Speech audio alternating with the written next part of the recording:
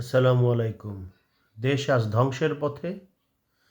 এক হাদির বদলে বাংলাদেশটাকে জ্বালিয়ে পুড়িয়ে শেষ করে দিচ্ছে এই জঙ্গিরা।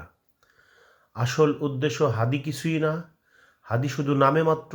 এরা অনেক আগের থেকেই বহুত পরিকল্পনা নিয়ে এগোচ্ছে। কারণ হচ্ছে এই হাদি তো ওই দিনই মারা গেছে। এই হাদির জন্যই এই বাংলাদেশটাকে জ্বালিয়ে পুড়িয়ে ছারখার করে দিচ্ছে। বিশ্বের বুকে আজ বাংলাদেশ এক জঙ্গি রাষ্ট্রে পরিণত হয়েছে। আপনারা কি দেখতে পাচ্ছেন না এই জঙ্গিরা কি করতেছেন? বাংলাদেশের বড় বড় নিউজ পেপার, প্রথম আলো, ডেইলি স্টার জ্বালিয়ে পুড়িয়ে ধ্বংস করে দিয়ে ক্ষান্ত হন নাই। এরা লুটপাট করেও নিয়ে চলে যাচ্ছেন। এরা কি আপনারা কি দেখতে পাচ্ছেন না? ভালুকায় হজরত মোহাম্মদ সাল্লাহ সাল্লাম, আমাদের প্রিয় নবী হজরত মোহাম্মদ সাল্লাহ সাল্লামকে কটূক্তি করার অপরাধে প্রকাশ্যে তাকে মেরে ঝুলিয়ে রেখেছে এবং জনতা সেখানে যে যেভাবে পারছে সেখানে ঘৃণা প্রকাশ করছে, পিটিয়ে হত্যা করতেছে।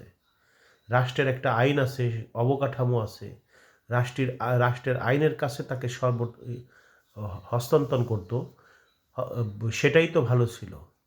কিন্তু এটা কি অবস্থা? এটা কি বাংলাদেশ? এটা কি শেখ মুজিবুরের বাংলাদেশ বা হাসিনার রেখে যাওয়া বাংলাদেশ?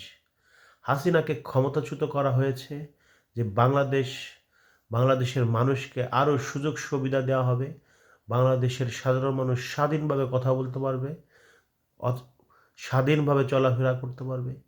এটাই কি সেই বাংলাদেশ? এটা কি সাধারণ মানুষ চেয়েছিল?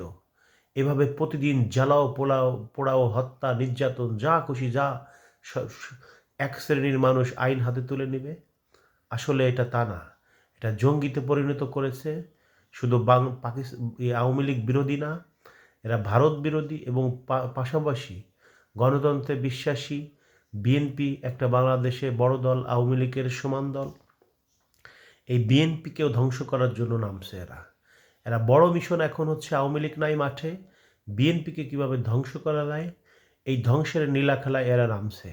কারণ বিএনপিকে যদি মাঠ থেকে হটানো যায় তাহলে এরা ক্ষমতায় বসবে, এরাই রাজত্ব করবে, এরা যা খুশি তাই করবে। এটাই আমার বাস্তব ধারণা এখন পর্যন্ত। আর বাকি আপনারা দেশে আছেন, আপনারাই বুঝবেন দেশের বর্তমান পরিস্থিতি কি। ব্যবসা বাণিজ্য, কোনো দেশে ভিসা নাই, কোনো কিছুই নাই। এদেশ বিদেশিরা বিনিয়োগ করতেছে না। আমাদের দেশের যিনি আমরা সরকার প্রধান যাকে বানিয়েছিলাম, সেই প্রধান উপদেষ্টা এই যে জামাতের একজনই দোসর, এই জঙ্গিদের দোসর, আমরা কিন্তু সেটা বুঝতে পারিনি। তো ভবিষ্যতে বাংলাদেশের কপালে কি আছে আল্লাহই জানে। আজ এ পর্যন্তই। সবাই ভালো থাকবেন। আল্লাহ হাফেজ।